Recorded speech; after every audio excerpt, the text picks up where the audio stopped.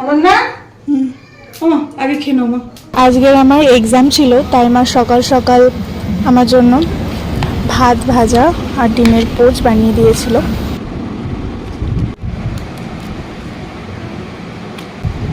তাড়াতাড়ি খেয়ে নিই, তারপর রেডি হব।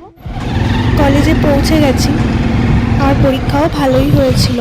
এক্সাম দিয়ে বাইরে বেরিয়েই দেখি কলেজের মধ্যেই অনেকগুলো স্টল বসেছে, যেখানে সবাই নিজের হাতে তৈরি জিনিসপত্র বিক্রি করছিল।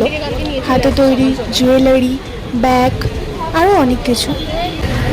এগুলো কচুরি পানা দিয়ে আমরা বানাচ্ছি, ঠিক আছে? এবার আমরা তো মানে যারা ট্রাইবাল এরিয়ার মহিলা নিয়ে আমাদের তাদেরকে এম্পাওয়ার করার জন্য এটা যেমন এইগুলো সমস্ত এগুলো কীরকম দাম? এগুলো 350। 350 পুরো ঘাস দিয়ে? হ্যাঁ, ঘাস আর এটা ঘাস আর সুপুরি পাতা ক্যারি বক্স।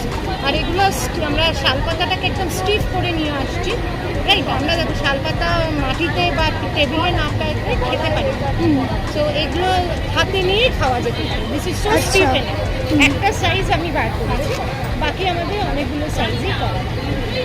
কিছুই কিনিনি আমি এখান থেকে, কিন্তু পরের দিন নিশ্চয়ই কিছু না কিছু জুয়েলারি আমি কিনবো। এরপর চললাম বাড়ির দিকে। ও মা, কি রান্না করছো? এই যে আজকে করব ভেন্ডি আলু দিয়ে মাছের ডিমের একটা চচ্চড়ি, আর এখানে ডাটা আলু ঝিঙে দিয়ে পোস্ত হয়ে গেছে, ভাত হয়ে গেছে। দুপুরে খাওয়ার পর ঘুমিয়ে পড়েছিলাম। তারপর ঘুম থেকে উঠে ওয়েদারটা এত সেরা ছিল, বৃষ্টি হচ্ছিল, মেঘ করেছিল, প্রচুর হাওয়া দিচ্ছিল।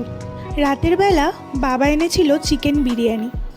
ডিনারটা চিকেন বিরিয়ানি দিয়ে কমপ্লিট করে নিলাম। সারাদিন আমি কি কি খেলাম তোমাদের সাথে তো শেয়ার করলামই। আর আমার এই ভিডিওটা তোমাদের কেমন লাগলো অবশ্যই জানিও, আর ভালো লাগলে একটা লাইক করে দিও। আর হ্যাঁ, কে কে আমার মতো কার্টুন দেখতে দেখতে ডিনার করো, লাঞ্চ করো, কমেন্টে অবশ্যই জানাবে। তো কালকের আবার ফিরে আসবো নতুন কোনো ভিডিও নিয়ে।